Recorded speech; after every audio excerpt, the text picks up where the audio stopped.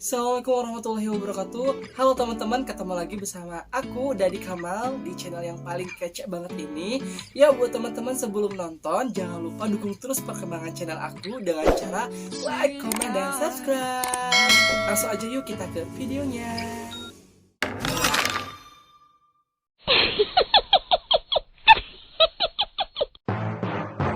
Ya, jadi kayak biasa teman-teman, hari ini aku juga mau bacain atau mau storytelling kismis lagi, kisah mistis, dimana kisah ini dialami oleh pengalaman nyata ya teman-teman. Pertama itu aku mau ceritain, jadi di desa aku itu, sebut aja dia tuh Awifi ya. Jadi itu tuh namanya bukan nama asli ya, ini tuh nama samaran.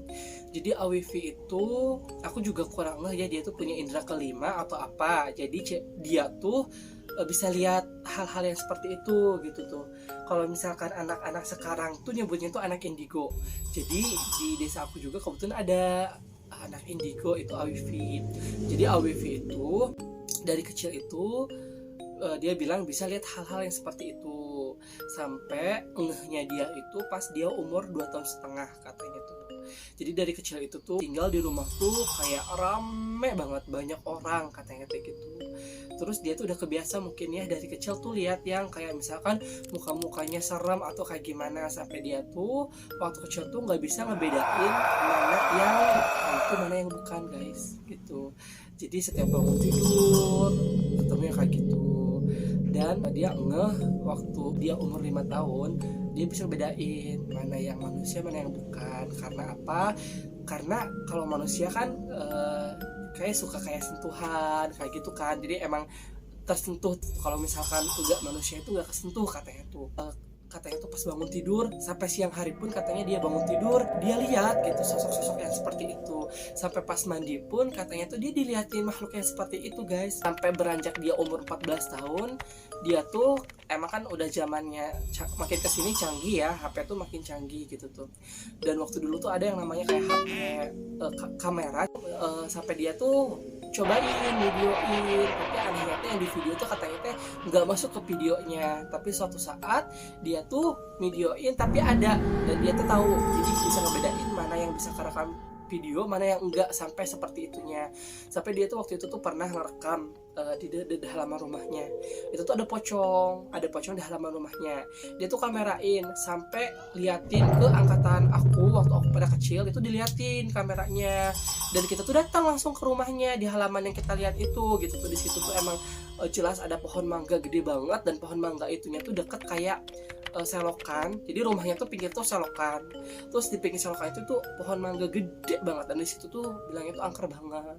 Dan ternyata banyak ojek-ojek ataupun orang yang lihat di sana tuh ada kayak pocong, kayak kuntilanak yang gelantungan di pohon mangganya itu guys. Itu tuh emang kisah nyata yang dialamin real di desa aku sendiri. Itu booming pas aku kecil. Mungkin teman-teman kecil aku yang nonton video ini tahu juga ya cerita aku ini. Dan di situ tuh Awif itu bilang bahwa Awif itu bisa melihat masa lalu suatu bangunan. Jadi misalkan nih rumah aku dulunya tuh apa, terus dulunya tuh sampai rumah ini belum dibangun, sampai rumah ini masih hutan, itu dia tahu gitu. Sampai dia tuh tahu kayak pernah terjadi apa yang kayak gitu dia tahu. Tapi dia tuh nggak bisa lihat masa depan.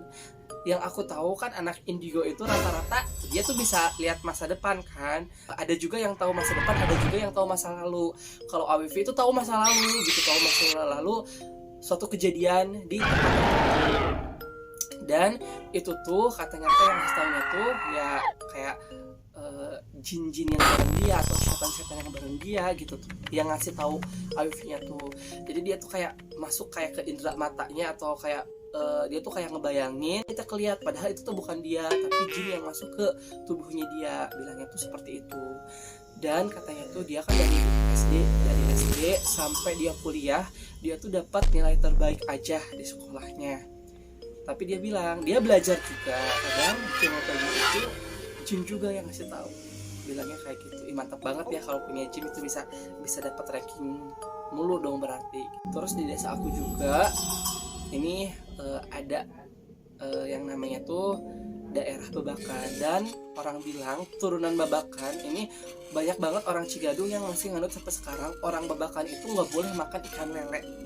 Karena apa? Katanya itu pantangannya. Jadi kalau misalkan makan ikan lele itu katanya itu badan kita tuh kayak alergi gitu. Konon katanya tuh dulu tuh aku yang cerita aku dengar ya, konon tuh ceritanya tuh jadi ada anak durhaka terhadap orang tuanya, terus orang tuanya tuh jadi ngutuk dia tuh jadi ikan lele gitu. Jadi pas ikan lele di sana tuh orang-orang tuh jadi si ibunya tuh nggak bisa ngebedain nih mana anaknya mana ikan lele yang lain, soalnya emang langsung dia taruh ke sungai kan di sana tuh, gitu tuh hidup di sana terus beranak pinak di sana.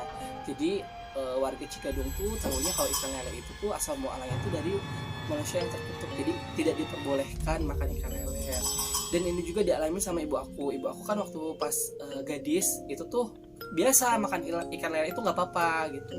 Suatu saat ibu aku tuh cerita dia pergilah ke Babakan karena orang tua bapakku kan di Babakan kan, makan ikan lele di sana. Ternyata iya dia tuh alergi lele sampai gatel-gatel sampai parah banget, dan dia tuh ke orang pintar diobatin, tapi diobatinnya tuh pakai lendir lele lagi gitu guys ceritanya. Itu yang dialami langsung sama orang tuanya aku gitu. Terus ada lagi kejadian tuh Cigadung tuh, di Cigadung tuh ada daerah-daerahnya ya, salah satunya itu daerah pasir. Di daerah pasir itu banyak yang ngomong katanya di sana tuh ada beberapa orang yang lihat kayak penampakan gitu, tapi penampakannya tuh siluman ular. Jadi katanya tuh bawahnya tuh ular tapi atasnya tuh manusia gitu, dan manusia itu cantik banget. Sawah subuh-subuh dia tuh lihat di pohon kelapa tuh ada yang ngebelit ular tapi segede pohon kelapa gitu tuh. Pas dilihat atasnya kok ada manusia, itu manusia dimakan ular atau apa sih itu, kok bawahnya ular tapi atasnya manusia. Pas dideketin ternyata itu tuh siluman ular yang lagi ngambil kelapa gitu, 2 gan kelapa itu gitu tuh. Dan konon kan katanya kalau siluman kayak gitu, kalau misalnya kita misalkan pesugihan kayak gitu kan suka ada sajian kan, salah satu sajiannya itu kan harus ada kelapa kan.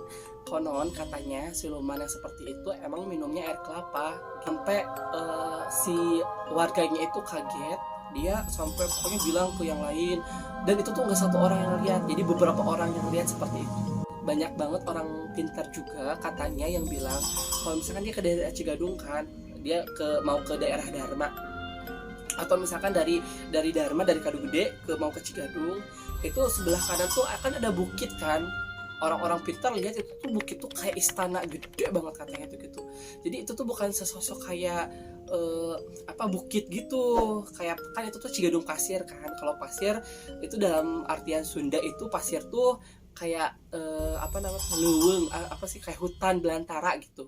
Tapi orang-orang yang bisa lihat itu tuh katanya tuh di sana tuh istana mewah banget gitu. Sampai aku pun waktu kecil kan pernah kan jalan-jalan ke sana gitu tuh. Dan aku lihat tuh di situ tuh kayak ada kayak setapak kayak gitu, kayak sepi banget, tapi tetap sih kayak ada sawah-sawah kayak gitu. So pasti kan ada orang yang ke sana kan, ke sawah gitu. Dan aku juga pernah ke sana gitu. Itu pengalaman yang emang ada di desa aku ya. Itu adalah salah satu pengalaman yang ada di desa aku part 1 kayaknya ya, soalnya emang banyak banget. Nanti aku ceritain lebih lanjutnya lagi di part 2 ya teman-teman. Terima kasih.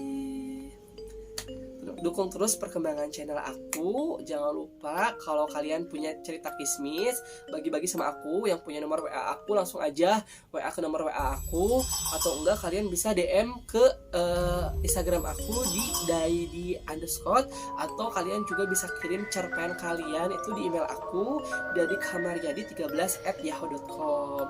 Sekian kismis dari aku. Kurang lebihnya aku ngucapin mohon maaf yang sebesar-besarnya. Billahi taufiq wal hidayah. Wassalamualaikum warahmatullahi wabarakatuh.